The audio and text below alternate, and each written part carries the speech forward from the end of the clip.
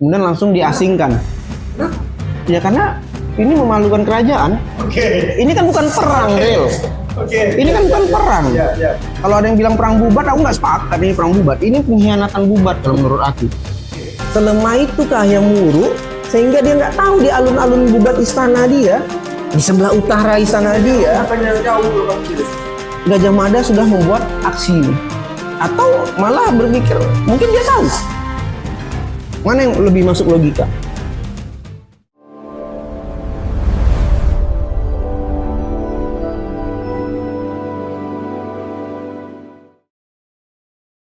Somahito. Indi lah megang ini. Bisa bang? Enggak. Enggak bisa. Tuh dari itu bagus dong enggak? Batas. Do. Aduh, nggak bisa bang. Bang. Kali ini bang. Bang. Wes. Gorengan. Ini apa nih? Ara. Jadi sebagai keturunan Sun Gokong, Putih. Bisa nih kita ya begitu teman-teman yang pakai beras seperti ini sangat keliling beli pak ini. Tapi sokong bukan dari stainless kayaknya. Singgokong enggak ada bawa inilah. Ada film Singgokong bawa ini. ada Dari bambu enggak? dari labu. Labu. Oh iya labu. Labu itu bagusnya ada bang. Tuh si labu. Ada di rumah cuma belum dibikin. Mana sih? Dari labu gantung di pinggang kan? Gorengan. Apa tagline-nya? Beginilah cinta. Cintanya terakhir. Bang. Kayaknya penonton kita ini capek dengan pembahasan tentang sejarah gitu kan, perang gitu kan. Ada nggak cerita atau sejarah yang lebih ke cinta-cintaan? Pas nih. Bahas cepakai maksudnya. Bukan. Jadi kayaknya abang lagi megang gitar kayak lagi kasmaran gitu. Nah, terus ini aku juga kebetulan bawa buku juga nih, Wired for Love sama Love for Imperfect Things. Jadi ini buku tentang bagaimana cara memahami pasangan dan juga mencintai kesempurnaan. Ya. Jadi tentang cinta. Padahal Februari masih jauh nih. Februari. Valentine, gorengan dulu lah ya. Kemarin kan kita bahas Majapahit ya. Pajajaran Pajajaran, sudah. Sunda sama Majapahit belum lagi kan?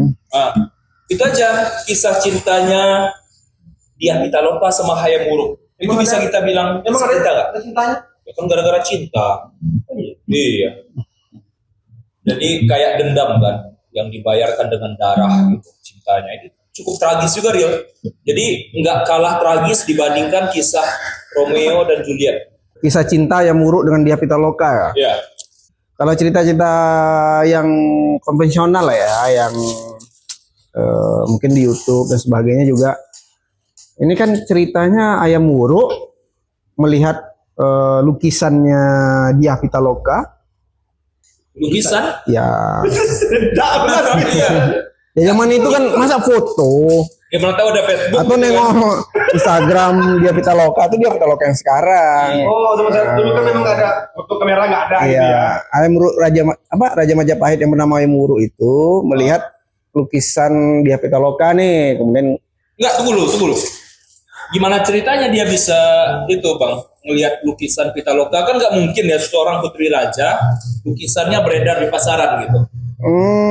Jadi ada Hayam Wuruk itu ketika dia sudah sampai fase dewasa lah ibaratnya kan, dia belum punya permaisuri nih pendamping. Jadi diceritakan dikirimlah pelukis-pelukis kerajaan ke kerajaan-kerajaan yang ada di Nusantara. Kemudian melukislah ya mungkin putri-putri atau apa. Oh, stalking ya, stalking lah. Baliklah. Kemudian yang paling cantik nampaknya, yang paling menarik hati Hayam Wuruk itu lukisan dari anaknya Linggabuana tuh, anaknya Raja Linggabuana, Raja Sunda Galuh kan. Namanya Dyah Pitaloka. Begitu. Jatuh hati lah. Kalau kita bahasa cinta, ya jatuh cinta lah kan. Pada kenal pertama. Iya. Foto simpan di dompet ya kan. Tapi kan nggak mungkin kan lukisannya dia Peloka masuk ke dalam dompet ayam muru kan. Iya juga. Besar, ya kan? Nah, kalau di kisah-kisah yang kita tahu itu kan si ayam murunya tertarik, kemudian dikirimlah utusan ke kerajaan Sunda Galuh kan. Di abad ini kisah abad 13 nih, tepatnya ya 1350 sekian tahun, 57-an lah. 14 lah ya. 1357 tepatnya.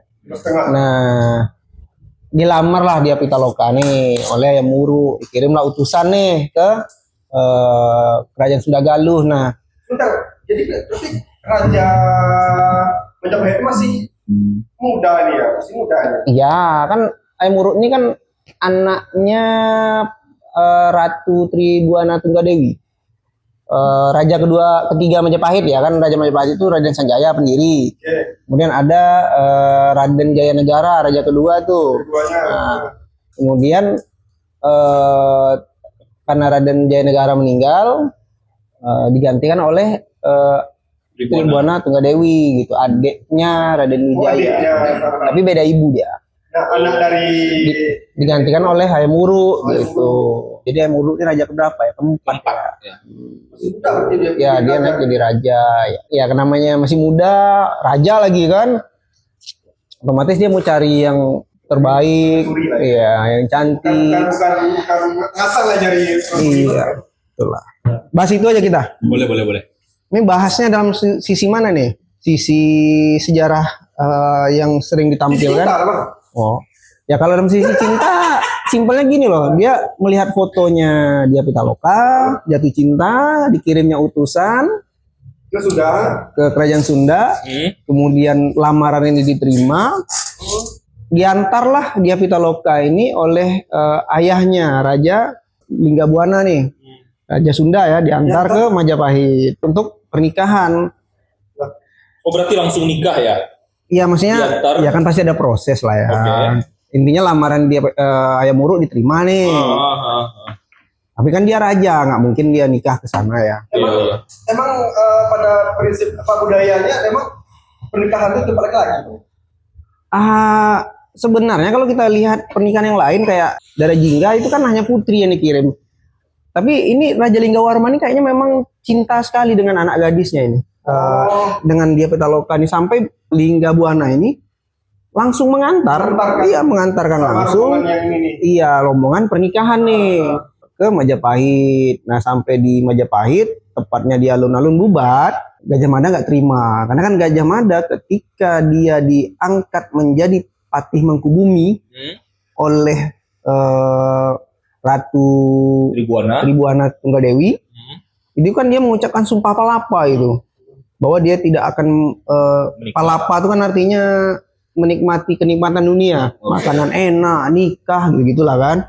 Sebelum dia menyatukan Nusantara di bawah Majapahit. Nah, waktu itu dia nggak terima. Kenapa? Kalau ini menikah setara, otomatis sumpah dia inilah yang seharusnya menguasai semua kerajaan. Aku tadi mikirnya nggak terima itu ada kecemburuan gitu. Bukan ya? Gini loh, Win, simpelnya gini, ini Gajah Mada. Kalau ayam muruk nikah dengan dia Pitaloka dengan satu sejajar, berarti dia nggak tebus sumpah dong. Sedangkan sumpahnya mengatakan kalau dia tidak berhasil menyatukan Nusantara, dia tidak akan pernah berhenti. Iya. Dari sumpahnya ini, nggak pernah makan enak, nggak pernah mendatangi istri. Iya. Ini kan berat nih. Berat. Naiklah hitamnya Gajah Mada nih kayaknya kan. Dituntutnya lah supaya Raja Sunda yang datang sebagai tamu ini untuk takluk di bawah Majapahit. Dia Pitaloka bukan pernikahan sejajar, tetapi dia Pitaloka itu menjadi bentuk ketundukan kerajaan Sunda terhadap Majapahit. Nah, tidak maulah Raja Linggabuana lebih memilih perang sampai habis, perang sampai mati. Harga diri. Akhirnya ya kalau bahasanya disensor ya, akhirnya terjadilah perang. Kalau saya bilang itu tidak perang karena rombongan rombongan Raja Linggabuana kan bukan datang tujuan perang. Pastinya bukan membuat Iya, pertanyaan ini untuk perang. rombongan pengantin. Ya memang ada pasukan Luar elit. biasa mungkin ya. Ya, kalau raja pasti ada pengawal elit dong, nggak pasukan elit, tapi kan tidak dengan pasukan full. Bukan pasukan perang kan. Sedangkan dia nyampe di alun-alun Bubat nih, pusatnya kerajaan Majapahit. Oke. Gajah Mada dengan pasukan fullnya ini. Akhirnya memilihlah perang. Jadi kalau di kisah Parahyangan atau di kisah-kisah rakyat nih di Kidung Sunda dikatakan pasukan Sunda Raja Linggabuana itu perang habis-habisan. Lebih memilih harga diri dibanding harus tunduk. Gitu. Oke. Itu dia. Nah di kisah itu dia Pitaloka setelah melihat pasukannya meninggal, gugur, kemudian bapaknya Raja Linggabuana juga sudah gugur, dia Pitaloka lebih memilih boleh dibilang mengakhiri diri ya, kayak bunuh diri begitu, dibanding dia harus kembali ke Sunda atau malah menyerah pada Majapahit. Begitu. Nah, besoknya Ayam Wuruk datanglah ke alun-alun Bubat melihat dia Pitaloka sudah Nah, meninggal. di sini terang. Kan kisah cinta itu. Betul, betul. Ini kan Hayam Wuruk sebagai seorang raja ya kan. Di sini seolah seperti apa ya, yang mengambil keputusan di sebuah kerajaan itu adalah ini Gajah Mada. Iya. Gajah Mada ini kok seperti sebegitu berkuasanya sepertinya gitu kan. Sementara apa namanya, ini urusan adalah urusan antara Raja Hayam Wuruk dengan dia Pitaloka gitu. Maksudnya Kenapa ini Gajah Mada seolah-olah ikut campur, bisa dia mengatakan dia nggak terima gitu. Sementara Raja udah mengambil keputusan ya melamar. kisahnya terlalu klise ya. Di sini kalau di kisah yang kita bahas tadi Hayam Wuruk itu kan jadi korban ya. Ya benar, Putus cinta kan. benar. Dia Pitaloka korban nyawa, Raja Linggabuana gugur, Ya. Hayam Wuruk patah hati kan begitu kan. Tapi pertanyaannya percaya nggak begitu? Tapi sebelum jauh itu Bang, kira-kira benar nggak Gajah Mada itu nama aslinya Gajah Ahmada? Serius Bang. Iya. Aku pernah lihat Bang, ada apa ya, pendakwah bilang gitu. Jadi Gajah Mada itu adalah seorang Muslim, namanya itu Gajah Ahmada, bukan Gajah Mada. Ya aku nggak tahu lah benar dan salah kalau soal itu. Tapi kalau Ahmada. Iya, Gajah maksudnya Ahmada. aku salah satu yang nggak suka itu ketika membahas cocologi itu nanti kayak yang dulu Sriwijaya, Sriwijaya kan. Jadi udahlah aja lah, kalau ada yang hobi dengan cocologi ya biarkan aja, nggak usah kita salahkan, kita benarkan kan. Kemudian ya Gajah itu berarti jadi orangnya Ahmad kan? oh Ahmad itu jadinya. Gajah Mas. Ahmada. Serah aja lah Win, serah kau aja lah. Lanjut. Nah, terus Ya balik kisah tadi lah ya. Kan kisahnya terlalu klise. banget. Aku sih cerita ketika mendengar cerita itu tentang Bubat ya. Kok kayaknya kisah ini terlalu apa istilah, terlalu lugu ya, terlalu gimana kok. Aku berpikir tidak sesederhana itu kisah ini. Kalau aku malah bilang ini bukan kisah cinta, tapi ini kisah pengkhianatan, kisah intrik, ini permainan politik, kerajaan yang tidak pernah ditaklukkan. Itu kerajaan Sunda. Kita udah bahas itu ya. Iya. Kenapa kerajaan Sunda tidak pernah ditaklukkan? Sunda ini dia memilih dua. Dia kerajaan kuat, zaman Sriwijaya dia nggak terganggu. Kemudian tetapi dia bukan kerajaan ekspansi. Dia tidak pernah menaklukkan. Iya kan? Ketika Majapahit melalui Gajah Mada diangkat jadi patih, tahu di zaman siapa? Tribuana bukan? Bukan, sebelum itu udah jadi patih Gajah Mada ini. Di zaman Raja kedua Majapahit, Raden Jayanegara, Gajah Mada itu udah jadi patih. Jadi patih Kahuripan. Maksudnya itu dia menjadi patih di daerah Kahuripan. Kemudian berjasa menaklukkan pemberontakan. Di zaman Tribuana Tunggadewi, diangkatlah dia menjadi patih Daha. Patih Daha ini itu sekitaran Trowulan. Kerajaan Majapahit itu ibu kota itu Trowulan. Di luarnya itu Daha. Jadi dia udah diangkat jadi patih Daha nih. Kemudian berhasil lagi berjasa besar meredam pemberontakan. Di zaman Tribuana Tunggadewi juga diangkatlah dia menjadi patih Mangkubumi. Patimangkubuumi ini yang menguasai negara, ibu kota. Kalau kita sebut sekarang ya kayak Perdana Menteri. Kalau kita lihat Malaysia ya Perdana Menteri. Kalau raja kan ada, di Malaysia ada 3 tuh. Itu Perdana Menteri kan 1 tuh, yang menguasai negara. Dah. Jadi sebelum Hayam Wuruk berkuasa menjadi raja, Gajah Mada ini sudah menguasai Majapahit. Patimangkubuumi loh. Kuat nih orang itu. Nah, coba kita balik lah. Kalau kita kira-kira jadi Hayam Wuruk nih, raja, ada nih sosok besar di depan kita nih. Seorang patih besar, betul-betul besar, komplit nih. Kesatrianya, jagoannya, strateginya, ya mungkin besar juga lah kan. Lengkap nih orang. Malah ada yang dikatakan ketika zaman Gajah Mada, orang taunya Gajah Mada, bukan Hayam Wuruk. Karena Hayam Wuruk itu juga gelarnya, ini jangan dibayangkan Hayam sekarang ya. Hayam itu gelar, termasuk gelar bagus zaman itu, kayak ayam jantan dari timur. Iya, ayam. Cuman zaman itu ayam tuh termasuk binatang luar biasa gitu. Tapi Wuruk itu kan artinya ayam yang diharapkan ayam pelajar ya. Ayam yang akan diharapkan besok menjadi bijaksana. Ya.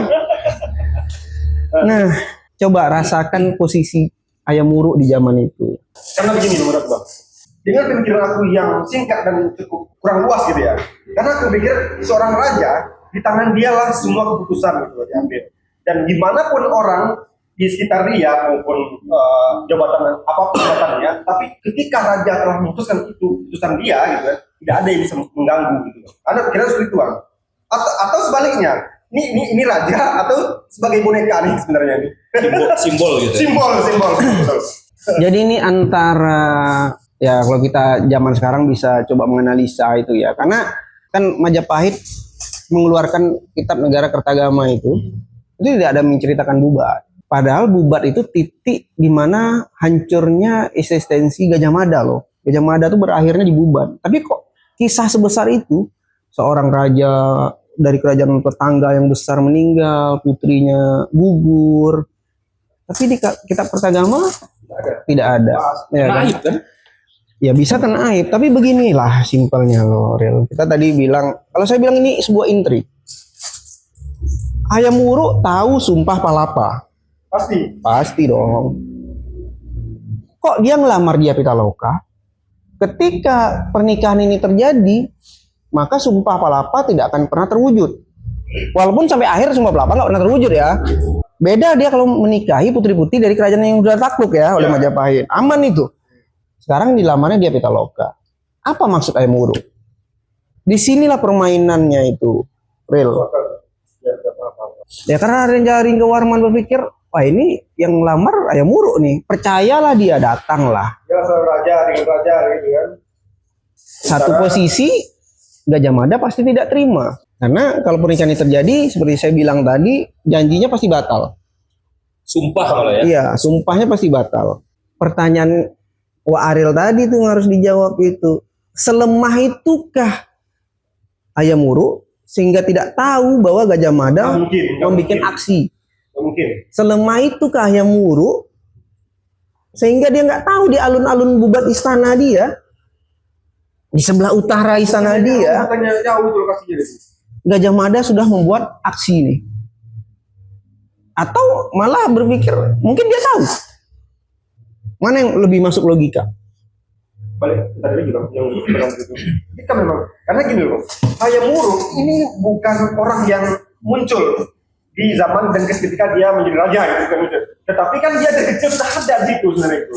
Nah itu mungkin yang dia nggak tahu soal apa itu. Aku berpendapat ya mungkin aja. Karena di zaman itu kan teknologi bukan kayak sekarang gitu ya. Belum ada medsos untuk update status. Ini perang gitu Iya.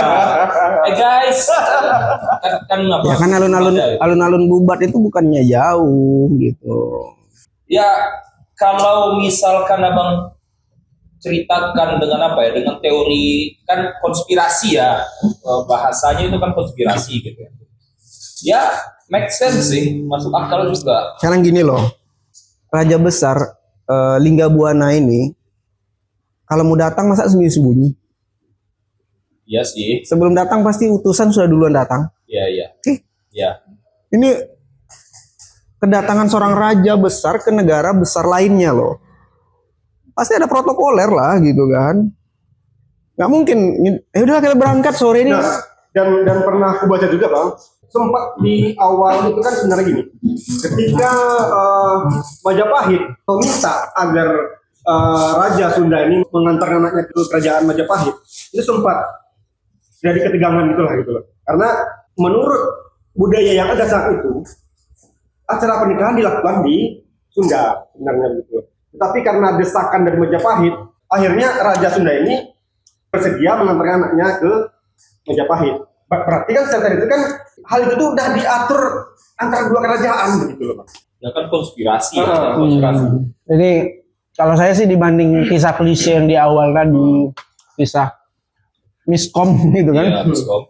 Seolah-olah ini miskom. Tapi yang jelas dari kisah ini, Hayam Wuruk yang paling menang. Kenapa begitu? Gajah Mada kan langsung bersalah dari kisah Bubat ini. Kemudian langsung diasingkan. Kenapa? Ya karena ini memalukan kerajaan. Oke. Ini kan bukan perang, Ril. Oke. Ini kan bukan perang. Iya. Kalau ada yang bilang perang Bubat, aku nggak sepakat ini perang Bubat. Ini pengkhianatan Bubat kalau menurut aku. Raja Linggabuana kan tidak datang untuk menyerang. Ini orang ini kan iring-iringan pengantin loh. Iya. Namanya raja pasti punya pasukan inti yang mengawal, itu pasti. Yang paling untung tuh siapa? Hayam Wuruk kan. Dengan kasus Bubat, semua mata kan mencemooh.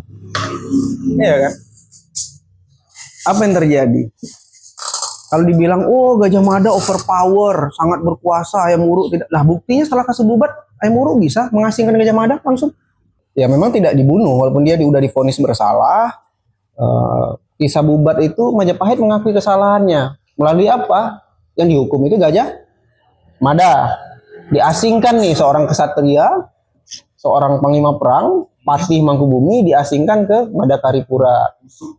Tidak lama setelah itu, 6 tahun kemudian kan Gajah Mada mangkat, meninggal. Kemudian Raja Hayam Wuruk menjadi orang yang berbelasungkawa. Awalnya aku pikir murni lepas kesalahannya di Gajah Mada. Ya memang Gajah Mada salah. Dan murni aku sama Gajah Mada ada kesalahannya. Sehingga Hayam Wuruk menjadi korban. Lucunya itu sebenarnya itu. Ya boleh juga kalau berteori begitu. Pertanyaannya, percaya kalian? Selugu itu, selemah itu Hayam Wuruk. Kalau dia memang lemah Hayam Wuruk, setelah kejadian Bubat, kenapa dia bisa mengasingkan Gajah Mada? Nggak ngelawan? Iya kan? Berarti kan tidak lemah. Yang dibutuhkan cuma alasan kan?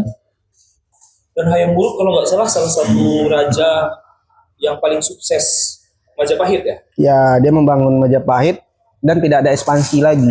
Jadi ekspansi itu penaklukan kerajaan lain itu kan semuanya ditempelkan ke Gajah Mada gitu loh. Hayam Wuruk fokus ke membangun Majapahit, membangun kerajaan gitulah. Tapi Begitu. lama nggak kerajaan Majapahit itu? Ya kalau dibanding dengan kerajaan Sunda ya nggak lama lah. Majapahit kan cuman dari ya kisaran 300 tahunan lah kan. Lama. Indonesia cuman berapa sekarang umurnya? Indonesia Belum 100. belum 100. Kalau dibanding Indonesia ya lama. Tapi kalau kita bandingkan dengan kerajaan Sunda yang 1100 tahun atau kita bandingkan dengan kerajaan Kurtai Martapura ya nggak lama. Begitu Bro Ariel. Nah silakan pilih nih, ini kisah cinta atau kisah politik atau kisah intrik? Nggak asyik ya. Tapi ini juga ya. Kalau nggak salah, itu kan hanya mitos nggak sih? Gajah Mada itu kan tokoh yang disimbolkan menjadi apa ya? Pemersatu kita kan? Ya ada sih yang bilang perang Bubat ini mitos karena nggak ada tidak ada dituliskan dalam kitab Kertagama, negara Kertagama kan. Ya kalau cuman namanya yang menuliskan kitab negara Kertagama Majapahit pasti dia tidak akan menuliskan aibnya. Beda dengan Kidung Sunda yang cerita rakyat. Cerita rakyat itu kan murni dia. Kemudian dalam kitab Parahyangan itu kan lebih lontar-lontar, itu lebih murni. Bahkan bukan hanya dalam kisah Kidung Sunda loh, Ril. Dalam kisah-kisah Jawa sendiri, dalam naskah Pararaton, naskah Jawa itu, kisah Jawa itu. Walaupun disusun abad 16 ya, setelah Majapahit nggak ada, sedikit menyebutkan Bubat, nggak banyak, sedikit menyebutkan Bubat, tapi ada. Jadi dalam kitab itu Hayam Wuruk mengatakan, kalau dalam bahasa Indonesianya, atau kita mau bacakan bahasa Jawanya, tapi kurang pas nih. Ana wong Sunda laki rabi, anake wedon, ayu rupane, dicarita dening wong, ingsun karsa ring sira. Dadi anake Sunda dan alap dening Gajah Mada. Dadi perang. Akeh wong Sunda mati. Jadi kalau dalam bahasa Indonesia tuh ada orang Sunda suami istri, punya anak perempuan, rupanya cantik, diceritakan oleh orang, aku Hayam Wuruk ingin padanya. Jelas. Maka anak orang Sunda itu diambil oleh Gajah Mada. Kalau ini dadi anaknya Sunda dan alap dening Gajah Mada itu. Maka anak Sunda itu diambil oleh Gajah Mada. Jadi perang, jadilah perang.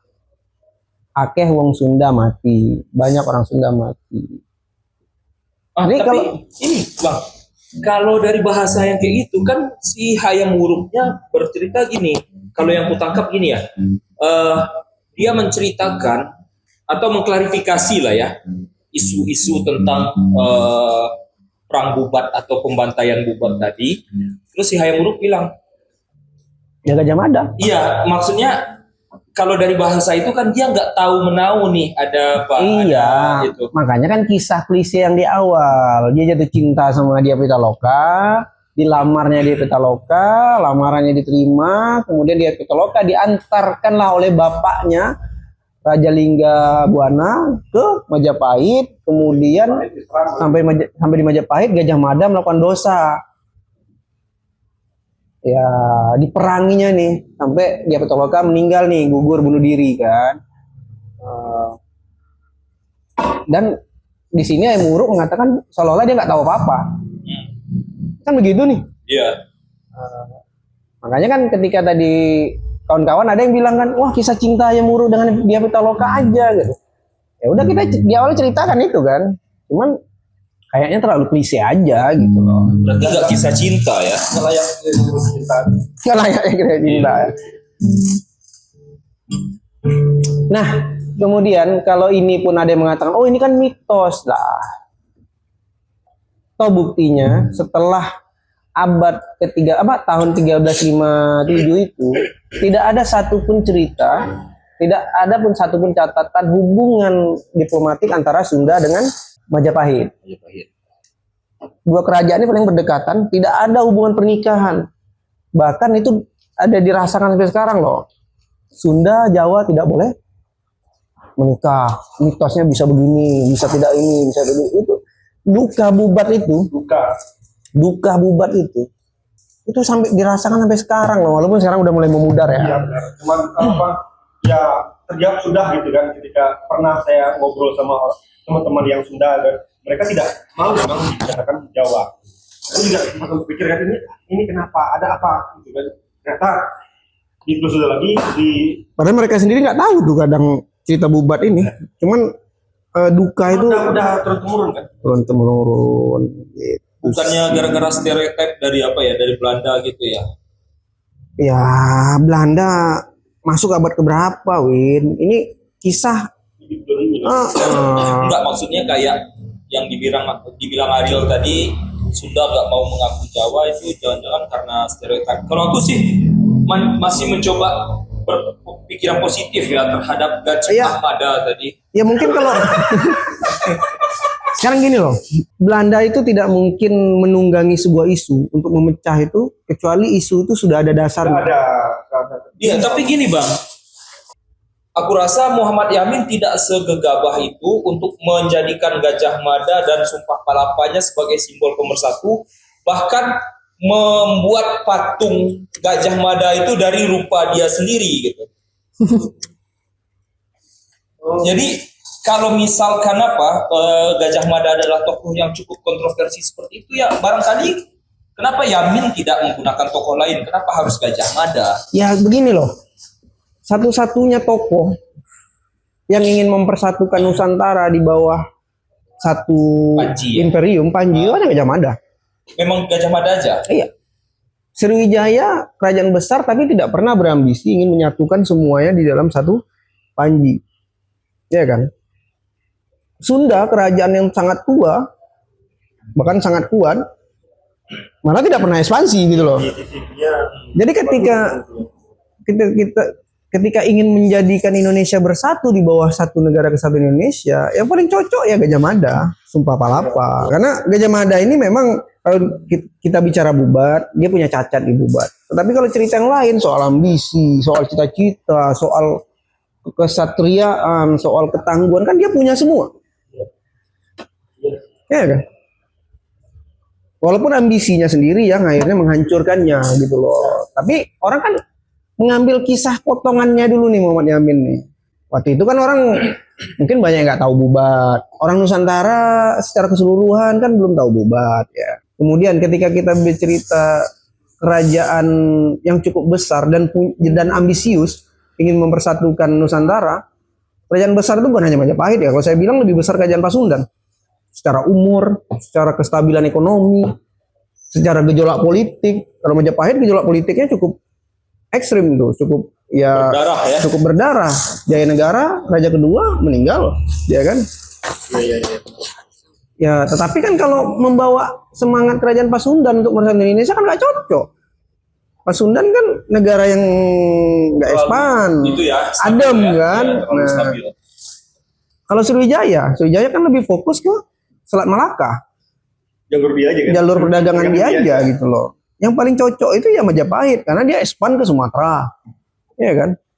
Expand kemana-mana. Tambah pula ada Sumpah Palapa yang diucapkan Gajah Mada ketika dia diangkat menjadi Patih Mangkubumi. Ya namanya waktu bangsa ini awal berdiri butuh tokoh-tokoh Simbol begitu, gitu ya. tokoh-tokoh simbol begitu gitu loh. Tetapi kan setelah kita setelah kita dewasa ya, setelah kita sekian tahun, saya berpikir ya salah ya tetap salah, jangan dipoles. Manusia sejati itu mengakui kesalahan gitu loh. Salah ya salah, benar ya benar. Dan kayaknya kisah yang awal kita ceritain tadi, kisah-kisah cinta yang pupus oleh hanya ambisi Gajah Mada terlalu klise. Kalau saya bilang akhirnya mengatakan Hayam Wuruk kok selugu itu, toh terbukti ketika Gajah Mada sudah tidak ada, Hayam Wuruk menjadi raja besar kan. Bahkan kalau dalam sejarah nasional Hayam Wuruk menjadi raja terbesar Majapahit. Berarti kan tidak selemah itu Hayam Wuruk. Kalau saya bilang ahli strategi nih orang. Berarti bisa dibilang Gajah Mada itu bagi Hayam Wuruk, terlepas dari jasa-jasanya, dia tuh kayak duri dalam daging ya.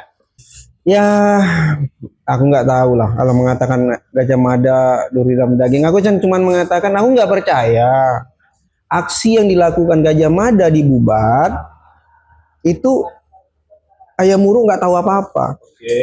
Kalau dia bertindak cepat, nggak mungkin. Perang kan nggak langsung selesai. Iya. Memangnya Proses kan, pasti ya. pasukan Pasundan selemah itu nggak mungkin tiba-tiba bilang tunduk, nggak tunduk, kami nggak mau langsung perang. Pasti ada panasnya dulu, ya nggak? Masa tiba-tiba, wahai Raja Linggabuana, kamu harus takluk kata Gajah Mada. Langsung Raja Linggabuana bilang, saya nggak mau takluk, langsung bang, nggak mungkin. Pasti ada. Prosesnya panjang kan.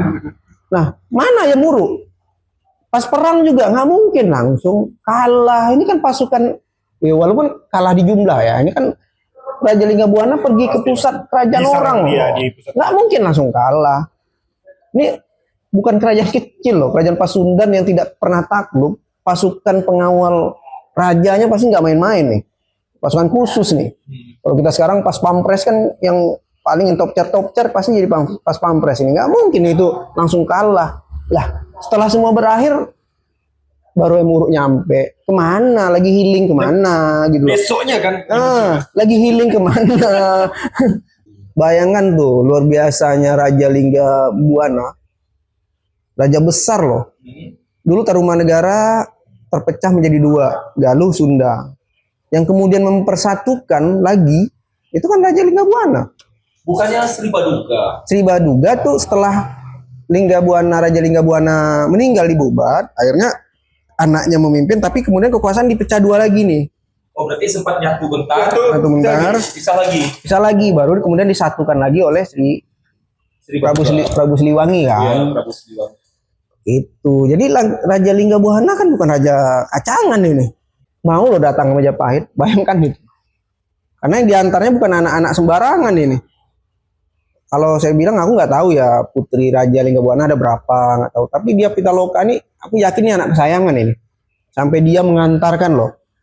Kalau nggak anak kesayangan pasti kirim aja udah, ya kan?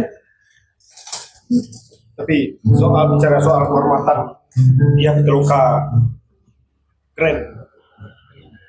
Ya walaupun bunuh diri itu nggak boleh. Iya sih. Ya. Yang jadi pertanyaan juga ya bang ya bagi aku ya. Ini rajanya mati, ratu mati, putrinya mati. Kemudian dari pihak kerajaan Sundanya kok nggak ada menuntut balas gitu, perang habis-habisan atau pisas gitu kan? Iya. Kok kayak diam aja gitu. Gimana bang? Ya kalau aku bilang malah kerajaan Sunda nggak hancur aja tuh udah hebat. Pasukan intinya, karena raja kalau datang nggak mungkin hanya pasukan inti, patih-patihnya, pejabat-pejabat sentralnya pasti datang. Mungkin nggak raja datang sendirian nggak bawa sewa siapa, cuman bawa pasukan pengawal, mustahil. Pasti inti dari pejabat, pemuka, bangsawan ikut, iya kan? Bayangkan tuh kerajaan yang dihabisi semua elitnya itu loh. Tidak hancur saja sudah luar biasa, Win. Tidak hancur. Jadi jangan berpikir untuk balas ya, karena membalas ini Majapahit bukan kerajaan kacangan juga gitu loh. Oke. Akhirnya Sunda memilih untuk bertahan. Dan Majapahit juga memilih tidak melanjutkan penyerangan, karena kalau ini dia menyerang, nah di sini nih pertanyaan. Kalau Hayam Wuruk langsung menyerang atau Gajah Mada langsung menyerang, berarti memang niat nih, gitu kan? Kalau saya bilang targetnya Gajah Mada, targetnya Gajah Mada. Berarti memang Korbannya dia Pitaloka sama Linggabuana. Jadi kalau ini versi hanya hipotesa ya, jangan disalahin. Tapi kalau memang seperti itu, desain yang dibuat begitu hebatnya Gajah Mada, harus dibuat sampai harus menumpahkan darah. Nah itu bang, jadi harga yang harus dibayar mahal untuk menjatuhkan seorang Gajah Mada itu terlalu mahal bang. Ya makanya saya bilang tadi mengorbankan cinta, ya kan? Ya kalau saya bilang nggak mengorbankan cinta malah. Kalau saya bilang kalau ini benar ya cerita persis sebelah lah ya. Kalau aku kan sebenarnya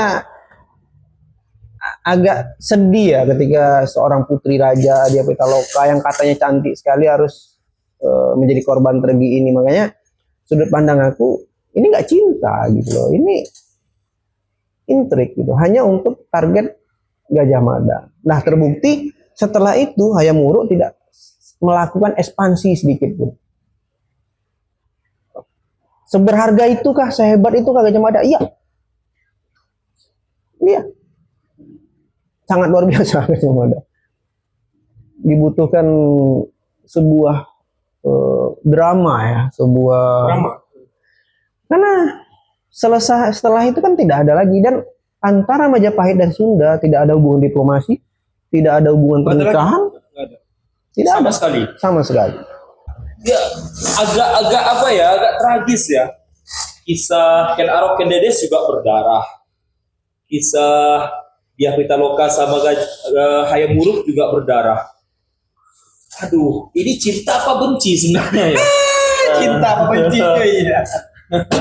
Karena kalau gini loh, kalau nunggu Gajah Mada berbuat kesalahan berontak mustahil, karena Gajah Mada ini pati yang setia nih kalau Majapahit. Ya kesalahan dia cuma ambisi dia ini. Ambisi itu membuat orang menjadi, kalau saya bilang gelap mata dan bodoh. Gimana loh? Ini tamu loh. Sedangkan musuh aja datang, utusan itu kan nggak boleh diapa-apain. Iya. Kan begitu adab. dua negara musuhan, kemudian negara musuh ngirim utusan, Datang. itu kan tak boleh diganggu. Iya. Itu kan adab. Nggak boleh. Iya. Ini yang datang bukan musuh, calon pengantin. Seharusnya, ya kalau misalnya Gajah Mada tidak tertutup oleh ambisinya, oh saya tidak terima pernikahan sejajar, ya silakan suruh aja Lingga Warman pulang. Karena perang itu harus kesatria toh. Ya serang Pakuan, serang Sunda kalau begitu. Tapi kalau orang sudah tertutup ambisi, ya kejadian begini. Apa yang di depan mata gas gitu ya. Aku nggak tahu nih. Apa yang buruk juga nih yang memainnya nih, nggak tahu nih ya gitu kan. Tapi untuk sekelas Gajah Mada ini dia udah melakukan kesalahan yang fatal, bahkan mencederai jiwa kekesatriaan dia. Iya. Aku bukan orang masa lalu ya, bukan orang zaman dulu, orang sekarang aja aku nggak terima dengan begitu. Ini tamu yang datang loh, raja. Malah aku nggak terimanya kenapa? Kok Ayam Wuruk tidak menyambut? Yang datang ini selevel dia loh, bala raja senior ini. Kok nggak datang menyambut? Slepe kali gitu. Peristiwa Bubat membuktikan bahwa Sumpah Palapa bukanlah jaminan kemenangan mutlak. Ia adalah simbol ambisi yang ketika bertemu dengan kehormatan suatu bangsa justru menjadi penyebab kehancuran bagi sang penakluk itu sendiri. Majapahit mungkin memenangkan kekuasaan setelah Bubat, namun mereka kehilangan jiwa militansi yang dulu disulut oleh Gajah Mada. Sejarah mencatat Bubat sebagai kemenangan politik Hayam Wuruk. Namun, bagi sejarah Nusantara, itu adalah tragedi tentang hilangnya martabat di atas altar ambisi.